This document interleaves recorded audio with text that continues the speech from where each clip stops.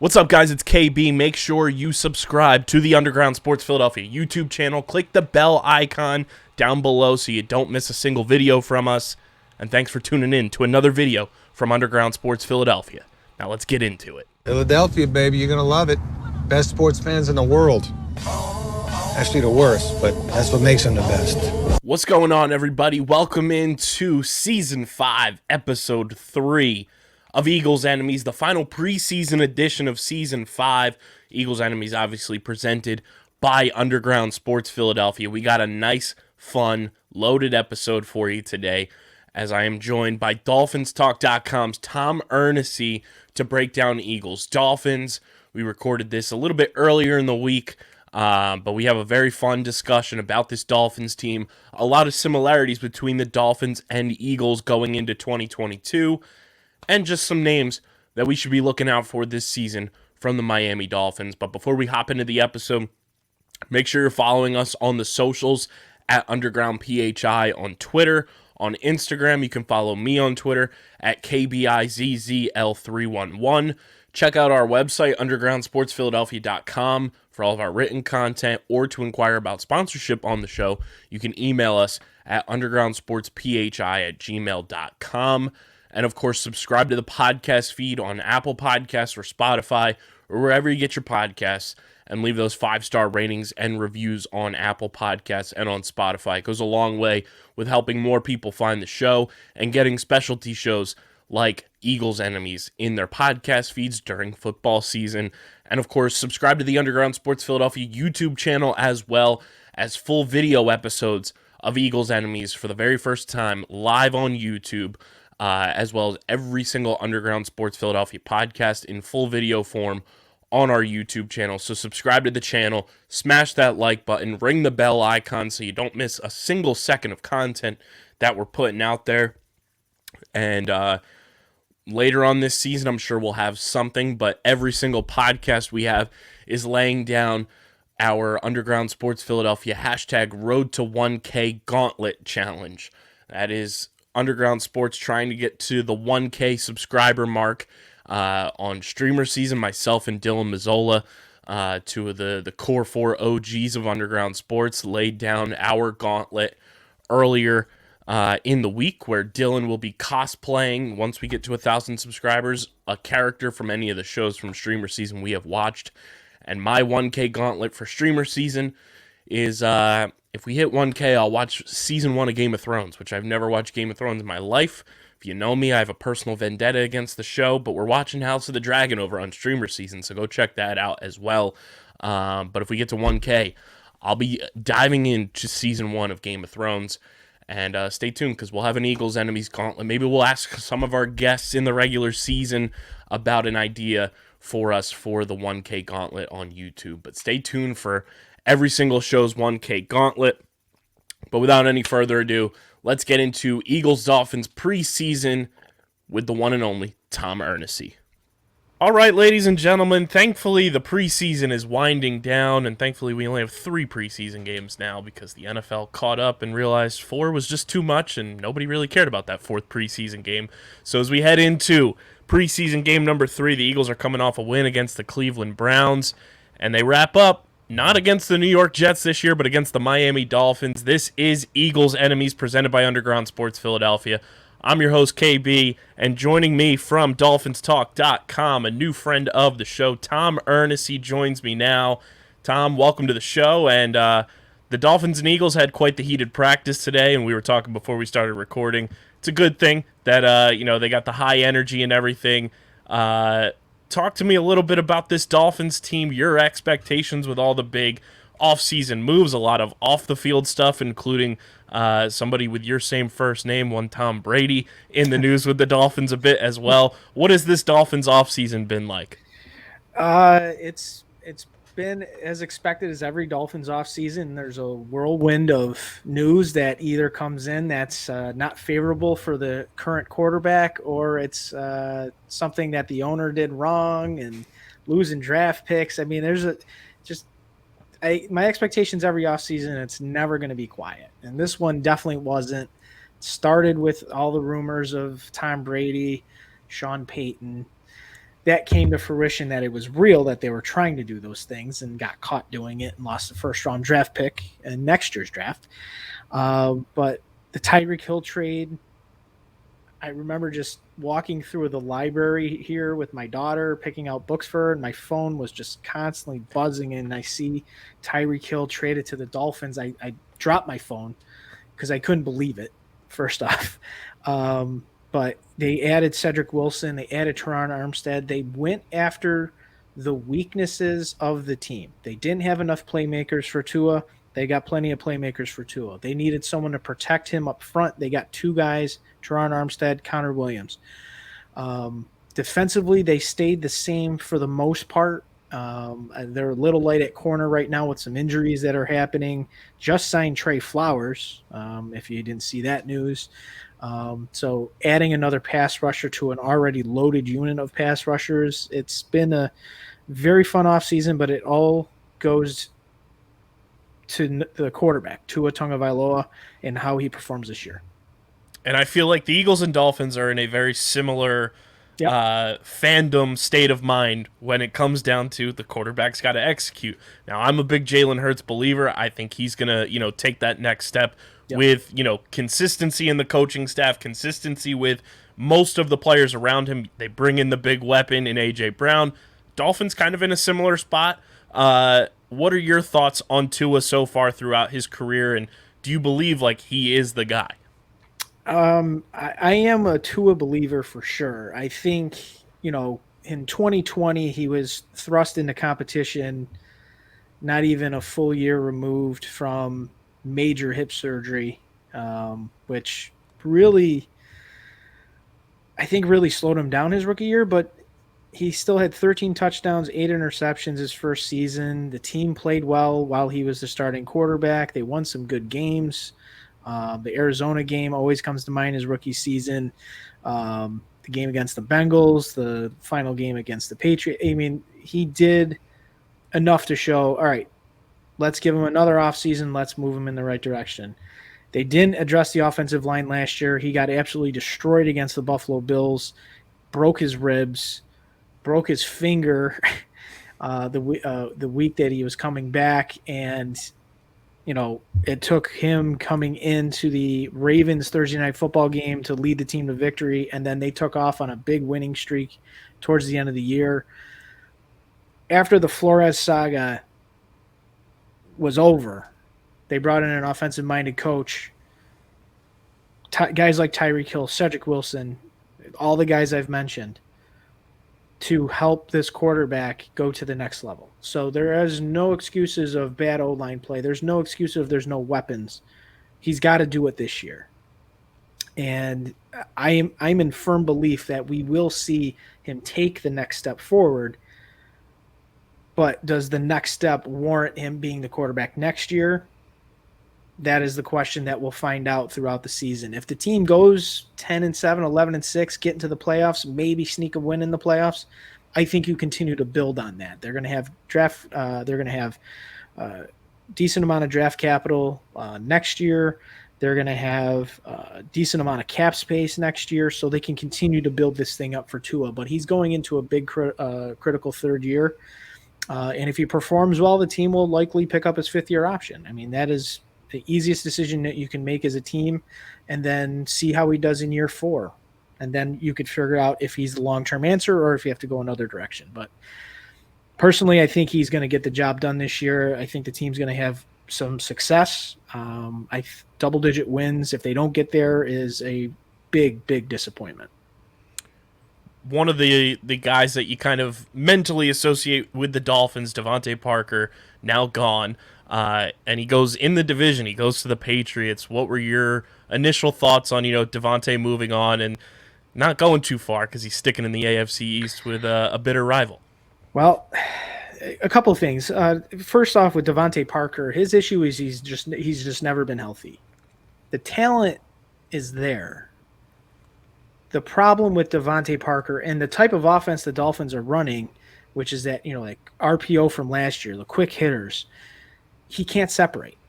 He was actually last in the league in separation 2 consecutive seasons in 2020 and 2021 out of, I think it was 115, 116 qualifying wide receivers. He had the least amount of separation from any defender. So it was tough, but he's very good at the jump ball.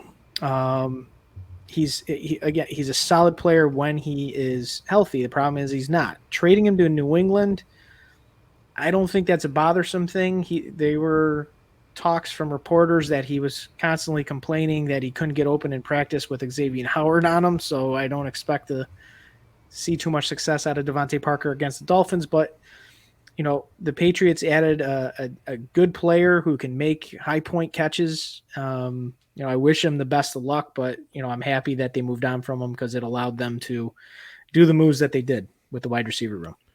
And then today, as we record this on Wednesday afternoon, just a plethora of rumors swirling around one of my favorite players in the league, Mike Gesicki. Yep. The score reports that the Dolphins are trying to trade him. Then a bunch of other, in-tap insider Dolphins media members say there's no truth to that. To me, it makes zero sense for the Dolphins to want to trade Mike Gesicki. He's like you said, he's another weapon for Tua. I think they have a good rapport with one another, and why would you want to trade a freak athlete tight end who can catch the ball, score for you? He can block a little bit, and I think Gesicki's like on the verge of taking that next step as a tight end in the NFL. He could. His blocking is still a little suspect as it has been throughout his career, but a good offensive coach and a good head coach in general will play to the strengths of your players. And Mike McDaniel has said that is what he's looking to do, is play to the strength of the players that he has. It has been a long trial for Mike Gesicki in this, this new scheme. This is, a heavily run system. They run a ton under the Shanahan tree. And that's what Mike McDaniel is known for, is the run game. You can't expect Mike Gesicki to be George Kittle. That's you can't make that comparison in the offense. They're two different tight ends. But I believe hanging on to him makes the most sense, because even if he's not playing here again next year and he signs somewhere in the next offseason, he's going to warrant a big contract, especially if he has a decent year like he has the last couple. And the Dolphins will get a comp pick. It go to the trade deadline. If the Dolphins aren't in any position, then trade him mid-season and get get more value from him at that point. But I don't believe there's truth to the rumor at this stage. As we're getting close to the 53-man roster, I'd be stunned to see Mike Gesicki get traded. Again, he's another weapon. And I said on my show on Monday that you could essentially have him as your 6th wide receiver. List him as a tight end, but he's a guy that can line up in the slot. He can line up on the outside. He's a big red zone target. Credible hands, concentration, can high point the ball. He's physical at the point of the catch. It makes sense to keep him. But if a team were to offer you the Hayden Hurst type deal, a 2nd and a 5th, I have to consider it at that point. But someone's only offering you a 4th round pick for him, no, we'll keep him. 100% agree with you. And you bring up Mike McDaniel, new coach coming in. What are your expectations for, what he's going to bring to the table to potentially elevate what Tua is going to be able to do in his NFL career? And all these weapons, like we said, with Mike McDaniel at the forefront, seems like a very exciting thing if you're a Dolphins fan. Yeah, I expect him to take a lot of pressure off Tua. The Dolphins have not been known to be a good running football team for the past 5-6 years at least. He's going to bring that mentality to the team, the physicality up front, establish a nice outside zone run, open up holes, because what that's going to do, it's going to relieve the stress off the quarterback. Stacking the box may not happen as often if you're able to just punish these guys in the ground game, so that these guys have to back off a little bit. And that's going to open up the middle of the field for guys like Tyreek Hill and Jalen Waddle, Mike Gesicki, Cedric Wilson, rookie Eric Uzakama, who has really shown so much this summer, and we're excited to see what he can do when the lights really go on. But there's a lot of weapons play action passes. Tua is very good at play action pass. He was actually, I believe he was in the top 5 in the NFL last year in play action passing. So playing to the strengths of the quarterback, moving away from a little bit of that RPO style offense, but it's a West Coast system. So that's the same concepts. You're going to get the ball out of your hand quick. You're going to have crossing routes, play action passes, solid ground game. The offense can score 25 to 30 points a game.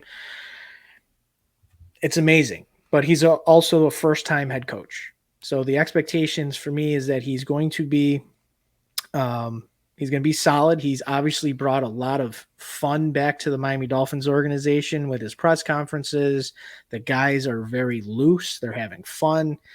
They don't have to walk in a single file line when they leave a meeting room like Brian Flores had them do. I mean, it's complete night and day, and you can see it with the players. But I hope that Mike McDaniel brings some of that zeal that he talks about, and we see it on Sundays when it counts. What have you made of Tyreek Hill's, off-season podcast tour comments about, Tua throwing the best ball he's ever caught and really gassing up his new quarterback? Well, it's a confidence thing for Tua, right? You have arguably the top 3 wide receiver in the NFL touting how great you can throw the football. And the one thing that I really took away from all of this is that everyone is saying that Tyreek Hill said that Tua is better than Patrick Mahomes. He never said that. He's just said that he's more accurate, which is true. Tua is more accurate than Patrick Mahomes. Mahomes obviously is a better quarterback, but that's not to say Tua can't get to that next level. I'm not saying he's going to be Patrick Mahomes level, but can he make the leap to be a top 12 quarterback, which is somebody that you'd want to hang on to? And Tyreek Hill is going to give Tua that opportunity. Run after the catch is huge. People talk about Tyreek Hill being that deep downhill threat, that downfield threat, and Tua's got to try to throw the ball down the field, and he can't. That's not true. Tyreek Hill actually caught more balls at or within 5 yards of the line of scrimmage than really any other wide receiver in the league last year, and Patrick Mahomes was towards the top of passes within 5 yards of the line of scrimmage. He just let his playmaker, like Tyreek Hill, do the work. That's what they want Tua to do as well. Get the ball in the guy's hands and let him do his thing. I love Tyreek. I think he's brought a lot of juice to the wide receiver room. Competition with Jalen Waddle, who's the faster wide receiver. Between the two of them, they're going to be matchup nightmares on Sunday. If you line them both up on the same side of the field, that is going to be a problem for opposing cornerbacks, because you don't know who you got to cover, what kind of route concepts are going to be run on the play, and it's hard to keep up with them. In the joint practices today, you saw that out of Tyreek Hill. Jalen Waddle didn't practice, but Tyreek Hill one-on-one in those drills, impossible to cover. Absolutely impossible. So who are you going to game plan for? Tyreek Hill, Jalen Waddle. You double one of them, you got to leave the other one-on-one. We saw what Jalen Waddle did last year in overall catches and production. You pick your poison. As long as Tua can get them the ball and let them do their thing, it's going to be great. Kind of answered my next question, too. I was going to say, bringing in Tyreek Hill and seeing what Jalen Waddle was able to do last year with his college quarterback, how much better do you think Jalen Waddle's going to be this year in year 2? I think he's going to take the next step. I don't know if he's going to get 105, 106 catches due to the amount of weapons that they have here. But, a 60, 70 catch campaign and 1,000 yards is really on par with what he did last year. I think he's going to get a little bit more of an average of closer to like 11, 12, 13 yards per catch versus last year. We was hovering around like 9 to 10. It's just that it was the function of the offense. And unfortunately, he was really the only guy out there that Tua trusted and threw him the ball a ton, but he made the plays. I think Jalen Waddle is going to have a very strong year 2. And, a lot of that attributes to Tyreek Hill being on the other side of the field. A lot of new running backs in this running back room, too, for the Dolphins, with also a few familiar faces as well. Going into this final preseason game, which guys in the backfield do you think are going to make the cut for Mike McDaniel's first squad? Well, Raheem Mostert is an absolute lock. Chase Edmonds is an absolute lock. So there's two. When I look at the wide receiver or the running back room, you have Sony Michel, who has been a proven power back. You have Myles Gaskin, who's kind of the incumbent. He's been here. And same thing with Javon Ahmed and Zaquandre White. Also is another name to definitely keep your eye on. I think he is really the dark horse of the group, where he could maybe sneak in if they decide to keep 4 running backs on the roster. He might be one of those guys that can sneak through. But if I had to go with one option, I would probably stick to Sony Michel because he's a guy that can definitely get you that yard if you need it, right? But he also can make big plays. We saw what he did with the Rams last year, how he was able to carry the load late in the year after Darnell Henderson went out, and obviously Cam Akers was out pretty much all season. So Michel definitely made an impact there and helped the Rams get to the big dance by providing a little balance. I would say that it's Mostert, Edmonds, Michel, and if you're going to keep a fourth, I'd probably lean Javon Ahmed as the fourth guy, but Zaquandre White might make the practice squad if they decide to go that direction. Yeah, I mean, knowing McDaniel coming from that 49ers system, they love to, just have their carousel of running backs, and whoever's got that hot hand, they're going to ride them. Obviously, you have Xavier Howard in that secondary, but talk to me a little bit about this Dolphins defense and your expectations for them going into, first time without Brian Flores there. What are you kind of feeling and viewing from this Dolphins defense going into 2022? I think the concepts are going to be the same. You're going to see a lot of aggression. At the beginning of last year, we were kind of dumbfounded after every game, seeing that they weren't blitzing the quarterback a lot. They were just, really, kind of just sitting back and just thinking that the front 4 was going to be a front 3 or 4 were going to get after the quarterback and force the issue. Once they hit that Baltimore game, the light just clicked. So there's a lot of talk of that's when Flores handed the reins over to Josh Boyer, and Josh Boyer was the guy calling the plays on defense for the remainder of the season during that stretch that the Dolphins defense was at the top and making a lot of plays. For expectations this year, I think Christian Wilkins is the one player really to keep your eye on. I think he's going to make that massive leap again in year 4. He's been doing it all camp. Last year, he was virtually unblockable on most plays. Emmanuel Agba was re-signed. Raekwon Davis needs to have a bounce-back season. I really like what they did with the linebackers, bringing in Melvin Ingram. They brought in Trey Flowers today. So if he makes the 53, that's another veteran body and a guy that can get after the quarterback. Andrew Van Ginkel, Jerome Baker, and you got Channing Tyndall, who they drafted with their first pick in the 4th round this year. I don't think we're going to see a ton out of him right away, but he's definitely going to get some playing time in certain situations because he is lightning fast. And when you talk about this secondary, you mentioned Xavier Howard. He's arguably one of the top 3 corners in the NFL, with Ramsey, and I would say Slay's in that conversation as well. Byron Jones, who's been on PUP, we've got our fingers crossed he'll be available for week 1 because it's good to have guys that, that can play man coverage like Byron Jones can and be able to force the issue and guys throw to Xavier Howard, which is why he gets so many interceptions, because Jones is doing his job. But one of the not so household names that everybody should really start to learn, Javon Holland, is going to be, I'll just put it out there right now, he will be a Pro Bowl player, and he'll be in consideration for Defensive Player of the Year. This kid is lights out. He can do anything he wants, and this is only his 2nd year. Tua has been challenging him in camp. Actually, all the quarterbacks have. And what we've been seeing out of Javon Holland is that he is making plays that he shouldn't be able to make. And if that translates to Sundays, this kid's going to be a household name. He's going to be probably more of a household name than a Derwin James. based on his style of play and what he can do. He can get after the quarterback. He can pinpoint the football and make a play.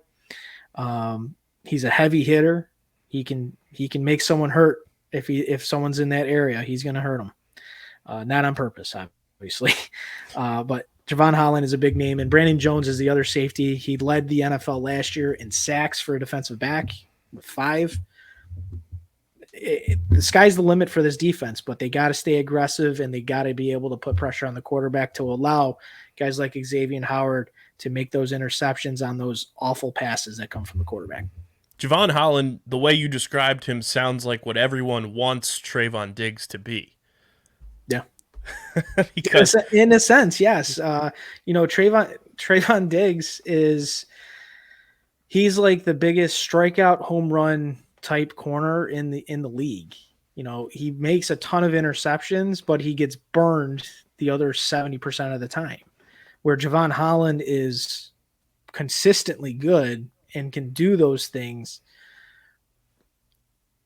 I hope that everybody stays healthy on this defense, because we could be looking at a top 10 unit this year, which is a nice change from many years past where, we're trying to get out of the gutter on offense and we're trying to stay consistent on defense, which is why I think that Chris Greer kept the core of this defense intact. Going into Saturday night, obviously it's the final preseason game. I personally don't think we'll see too much of the starters, if at all. Who are some guys that you're personally looking to kind of, make that splash, make that final push to make this Dolphins 53-man roster? I'm looking at guys like Trent Sherfield. He's on the bubble for wide receiver. I'm looking at, I think Myles Gaskin needs to show out to be able to take one of those roster spots. He is on the trade block, so they have had discussions regarding him, because teams that are losing running backs to injuries, they need some veteran presence. The Dolphins will probably accept a 6th or 7th round pick for the guy, because they do have a plethora of running backs. I'm hoping that we see a good leap out of Noah Igbenogany, but I'm not going to hold my breath. This is going to be one of the 3 first-round picks from 2020 that likely is going to be a huge bust. As that draft happened, they drafted Noah Igbenogany, and I've been a proponent of drafting running backs and getting elite players at positions. I don't care where they're drafted. If there's an elite player there, you take them. When they traded back with Green Bay for that Jordan Love trade, I immediately thought they just traded back to get a running back. That's amazing. Whether it was Dobbins, Jonathan Taylor, or whoever it was.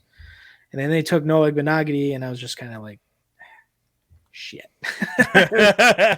I was so disgruntled by it, and now it's showing that the project just isn't panning out the way that Brian Flores thought it was going to be. But the fact is that he is struggling still with the same defensive system, and he is just getting roasted in practice, and he's getting roasted in the preseason games. It's not good. And he's going to play the entire game. And usually that's a sign from the coaching staff. If you're playing the entire final preseason game, this is your last chance. So I would expect he's going to be on the field, and he's got to make plays. He's got to make plays, whether it's defending the pass, maybe tip a pass, intercept the ball, whatever he's got to do to be able to try to stay on this roster. It's going to be tough. We'll see. And, kind of looking at some of the guys that the Eagles have brought in that I'm sure will get at least a little bit of playing time, what are your expectations of kind of looking at the trenches with that Dolphins offensive line going up against the Eagles defensive line that has had so much depth for as long as I can remember, and then they bring in this 300-pound train known as Jordan Davis to add to that? What are you kind of looking at, from that standpoint of the trenches? And then on the flip side, from the Dolphins defensive line going up against this Eagles offensive line, which again has incredible depth and potentially Jason Kelce 2.0 with Cam Jurgens. Yeah, the my expectations is I just hope that the Dolphins offensive line, because they're likely going to play their backups on Saturday night. I don't think we're going to see any of the starters taking reps. If there are, they better hold their own. And you mentioned Jordan Davis. I was a huge fan of him coming out. And as soon as he was taken by the Eagles, I'm like, oh, thank God he's in the NFC, because I didn't want the Patriots to take him. I didn't want the Bills to take him. Sure as hell didn't want the Jets to take this guy. He's an absolute monster. But yeah, you guys, the Eagles have serious depth on the defensive line, and that's good for the long haul, because if you have guys that show out and they're up for a contract, and the Eagles are like, well, we got the guy right behind you that's going to make less and still provides the same production. You can trade those guys, get draft picks, and just continue to build on that defensive line. With the offensive line, I expect the Dolphins defensive line to provide a little bit of push. And I don't think we're going to see much in regards to scheme in either direction. Because why tip your hand in a meaningless game? Especially for the Dolphins, don't tip anything to Bill Belichick. Right. Don't show him anything, and make him guess. And they've done a good job of that. But I expect some physicality, just like we saw in the practice today. I think these guys are going to get after it, and the bubble players are really going to do whatever they can. So I expect some pushing and shoving on Saturday between both of those units, and hopefully everyone gets out of this game without an injury. That's the most important thing, regardless of starters or backups. You don't want injuries. I hope it's a good game, and hope for the best for both teams. 100%. And, these two teams having tons of, front office relationships. Wouldn't shock me if there's, some sort of just talking behind the scenes for down the line between Howie Roseman and this Dolphins front office as well for future trades and everything, because it seems like every year there's an Eagles-Dolphins trade somehow, some way. Yep. Tom, I always ask our guests a fun, quirky question revolving around the team that they talk about and everything. Obviously, Christian Wilkins, big Hamilton guy. If you could cast, your own version of Dolphins Hamilton with Christian Wilkins, who else would be joining him on stage? Oh, you got to look. Christian Wilkins is a character. His personality speaks volumes, and if I had to get a couple of guys to be on that Hamilton cast with him, I would probably start with Tyreek. Again, another guy that just has a big personality. You hear it every day in practice. He's one guy. I'd even throw Mike McDaniel in there somewhere. I like that. I think I would. I'm trying to think of some other guys. Javon Holland. I'm trying to think of all the characters I see on these Dolphin videos every day, talking about different things that they like or don't like. So definitely Javon Holland, and I would probably put Teron Armstead in there because he knows how to drop some beats too. So I like that. I think he's a perfect, Hercules Mulligan from Hamilton for the ones that know. Tom, this has been fantastic. Looking forward to Saturday night. I'm sure Absolutely. We'll be tweeting up a storm. Let everybody know where they can follow you on social media. Check out all your Dolphins coverage and everything you're doing with the Dolphins. You guys can follow me on Twitter at Dolphins Talk Tom. You can go to dolphinstalk.com. That's where we have all of our podcasts, articles, everything else, and you can listen to us on iTunes, SoundCloud, Podbean, wherever you get your podcasts. We're on there. Awesome, man. It's going to be a good one, and right around the corner is that regular season, and I think the Dolphins are due for a good one, so I'm looking forward to seeing what they do. I hope so. Maybe we'll get to talk again next year when the divisions actually play each other. Absolutely. And a meaningful game, too.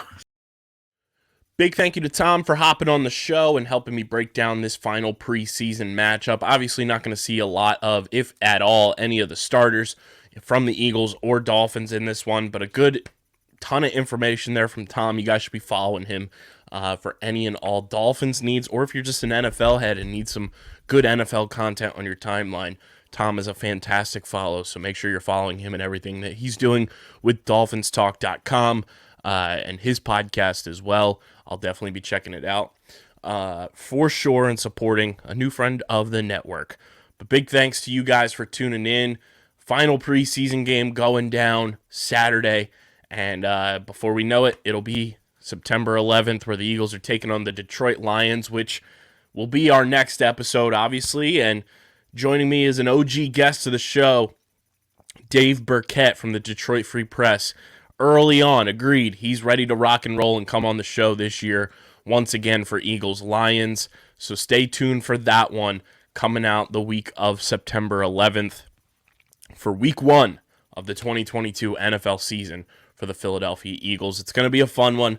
Buckle up, and let's get ready for a very fun Eagles-enemy season here on Underground Sports Philadelphia. Make sure you guys are following us, like I said at the top of the show, at Underground PHI on Twitter and Instagram. Follow me on Twitter at KBIZZL311. Subscribe to the podcast feed on Apple Podcasts, Spotify, or wherever you get your podcasts, and leave those 5-star ratings and reviews. And subscribe to the Underground Sports Philadelphia YouTube channel. Smash that like button, ring the bell icon, comment down below your thoughts on this Eagles schedule. If there's somebody that you want to have us to have on the show that covers a team that you may like, or you enjoy Eagles enemies and you want to see a particular media member on the show, or YouTuber, since we're in the YouTube space and there's a YouTuber you want us to have on as a guest for Eagles enemies, comment down below on YouTube and let me know. Hook me up. What's up, YouTube? But this has been Season 5, Episode 3 of Eagles Enemies, presented by Underground Sports Philadelphia. I'm your host, KB. And until the regular season gets here, go Birds.